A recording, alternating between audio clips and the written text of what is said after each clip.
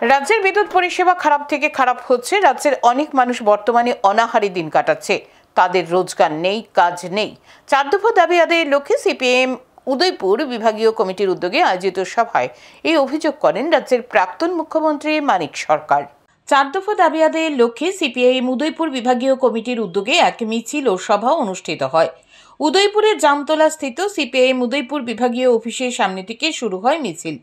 উদয়পুরের central road, পুরনো motor stand, Mahadev দিঘির পার হয়ে নিউ টাউন রোড হয়ে পুনরায় জামতলাতে গিয়ে শেষ হয় মিছিল।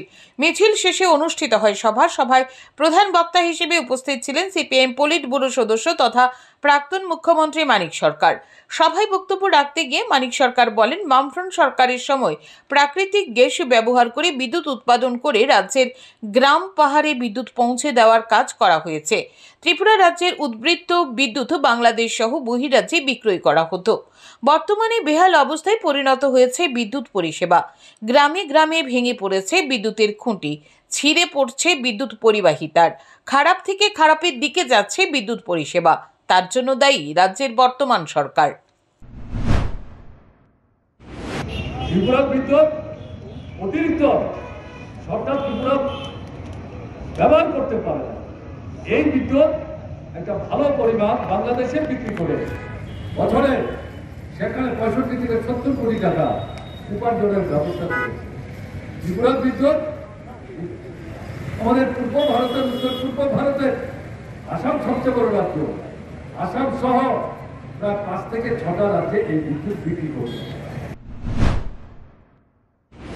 রাজ্যের অনেক মানুষ বর্তমানে অনাহারে দিন কাটাচ্ছে। কেউ মুখ খুলতে চাইছে না, কিন্তু তাদের মুখের দিকে তাকালে বোঝা যায় তাদের রোজগার নেই, কাজ নেই। রেগার কাজ নেই বলেই অভিযোগ করেন মানিক সরকার।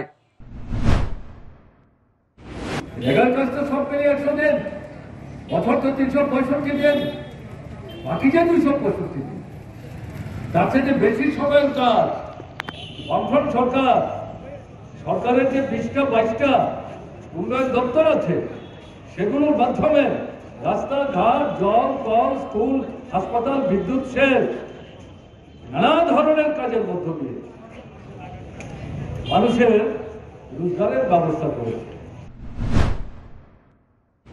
সভায় মানিক সরকার ছাড়াও উপস্থিত ছিলেন সিপিআইএম রাজ্য সম্পাদক মণ্ডলীর সদস্য রতন ভৌমিক, সিপিআইএম উদয়পুর বিভাগীয় কমিটির সম্পাদক দিলীপ দত্ত, নিমাই বিশ্বাস সহ অন্যান্যরা। এই দিনের সভায় সিপিআইএম কর্মী সমর্থকদের উপস্থিতি ছিল লক্ষণীয়।